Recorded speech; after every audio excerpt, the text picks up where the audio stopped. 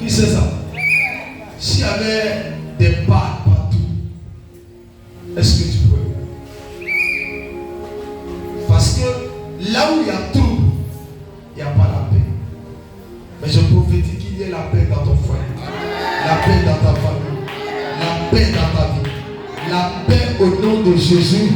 Si je parle avec quelqu'un qui entend la voix de Jésus, il doit mettre à mes fort.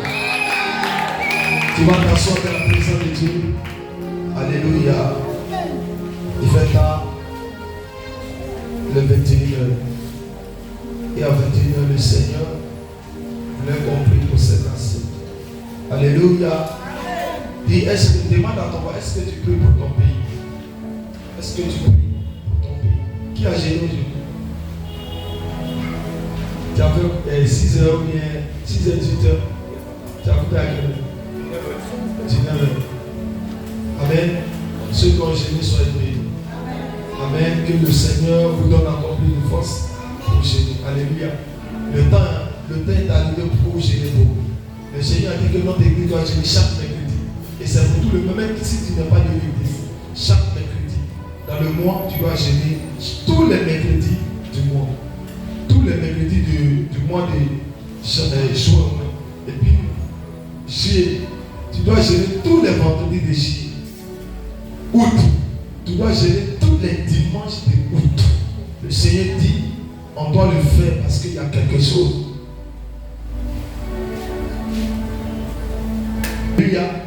Et c'est pourquoi gêner. Il y a des gens qui n'aiment pas gêner. Je ne sais pas pourquoi, mais il faut gêner. On a dit mercredi, de tous les mercredis de ce mois, il faut gêner. Le mois qui vient, tous les vendredis du mois prochain, il faut gêner. 6h, 18h.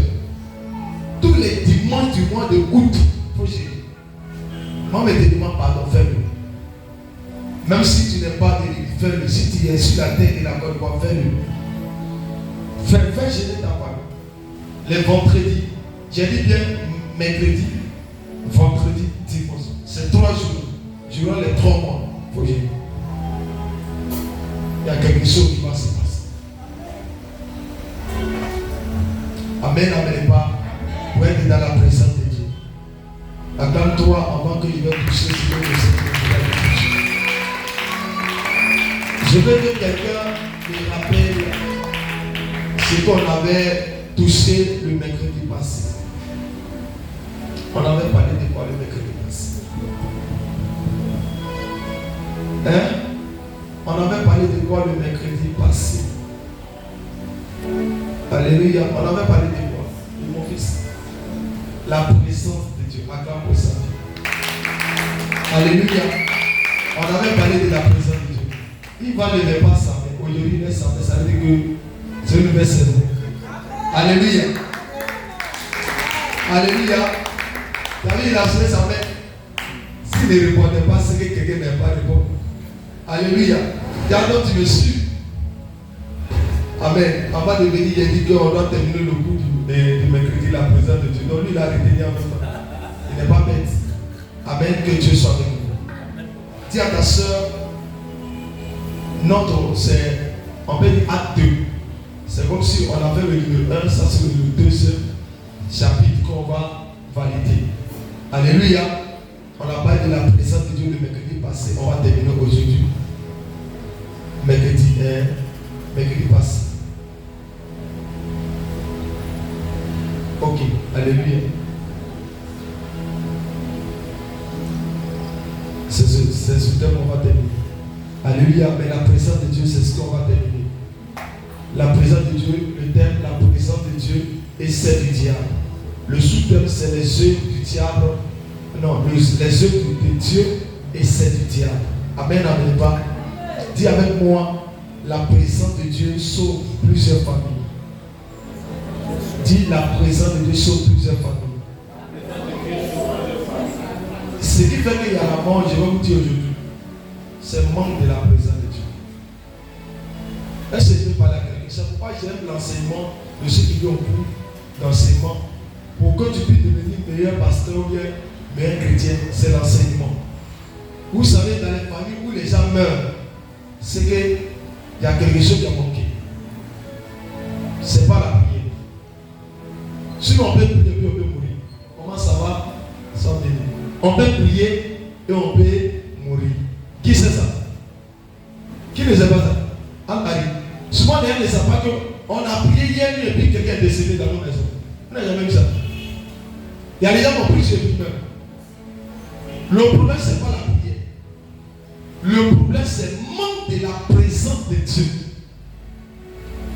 C'est pourquoi une église peut être remplie. Mais si la présence de Dieu n'est pas là, il peut avoir la mort. L'église, ce n'est pas seulement remplie, mais d'abord la présence de Dieu qui remplit l'église. Si la présence de Dieu déborde, même s'il y a 10 personnes, Dieu se glorifie.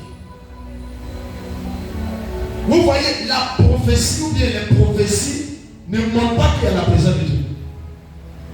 Les miracles ne montrent pas qu'il y a la présence de Dieu. La présence de Dieu est différente des miracles. Je parle à quelqu'un. Beaucoup de personnes disent que la présence de Dieu n'est pas seulement miracle.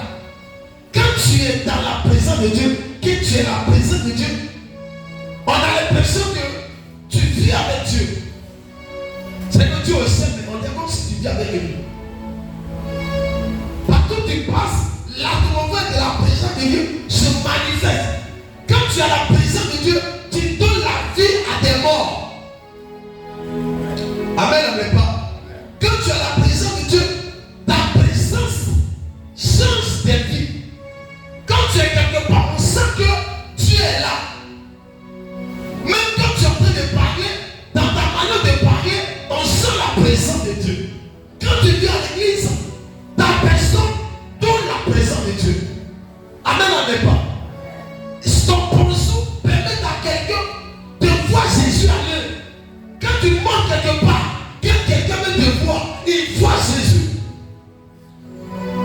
Nous sommes arrivés dans une saison où on ne doit plus être des chrétiens, mais on doit avoir la présence de Dieu.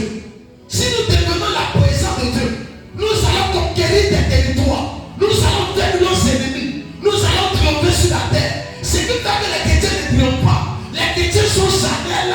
Les chrétiens ne veulent pas être dans la présence de Dieu. Les chrétiens ne veulent pas être dans la présence de Dieu. Les chrétiens veulent être comme les païens. Les chrétiens veulent marcher comme les païens. Pour quelqu'un qui vit dans la présence de Dieu, pour quelqu'un qui est dans la présence de Dieu, on voit en lui les choses de Dieu. La manière de fonctionner, on voit des choses de Dieu. Je suis en train de dire, le Seigneur te donnera sa présence. Si tu regardes. Que tu donnes amen ou amen pas. Je sais que j'ai besoin de sa présence. Même pourquoi je prie. Avant de prier, on doit prier avant la présence. C'est comme si on doit prier après la présence. C'est que quand tu es dans la présence, c'est dans la présence qu'on peut parler à Dieu. Dis à ton voisin, tu parles à Dieu à quel moment?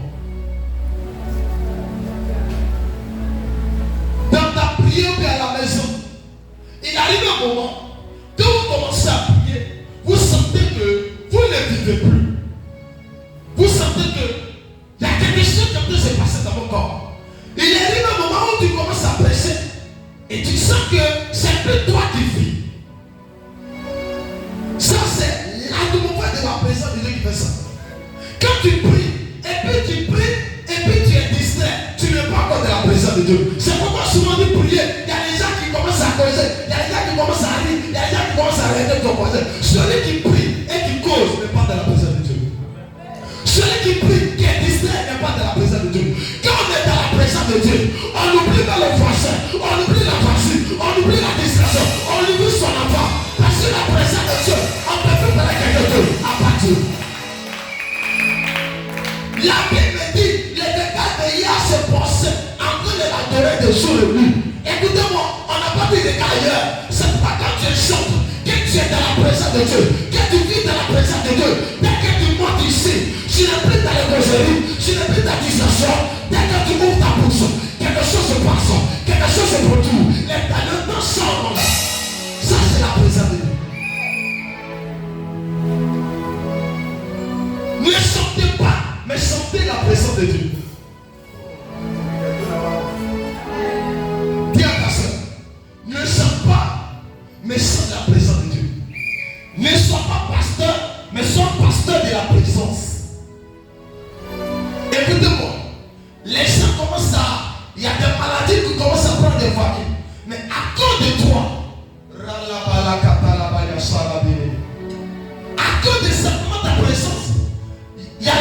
contradiction. La Bible dit que la présence de Jésus a ressuscité l'enfant qui était mort. Écoutez-moi. Et regarde ce que Marc va dire. Marc va dire, si Père, Maître, si tu étais là, mon frère, tu n'as pas compris. Mon frère ne serait pas mort. Je suis en train de dire, c'est pas parce que Jésus, sa présence, on ne peut pas mourir. Mais la Bible dit que la présence de Jésus, il n'y a pas la mort, mais il y a la vie. Quand tu vis la présence de Jésus, là où il y a la mort se transforme en vie. Je suis en train de dire chrétien, ne soyez plus des chrétiens, mais soyez la présence de Dieu.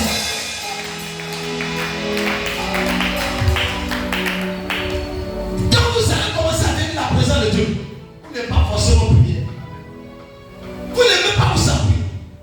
Il y a souvent les gens qui me disent, mais papa il dit on a les méchants de ton Dieu, les divins de notre Dieu. Il n'est pas différent de votre Dieu. Le problème tous les chrétiens, cette nation, tous les pasteurs des nations, vous ne trouvez pas la présence de Dieu. Mais vous voulez servir Dieu. On ne peut pas servir Dieu sans sa présence. C'est pourquoi pour des personnes disent, mais lui là c'est un féticheur. Il n'est pas féticheur. Il n'est pas féticheur. Mon père spirituel est féticheur. Parce que c'est le même qu'on adore.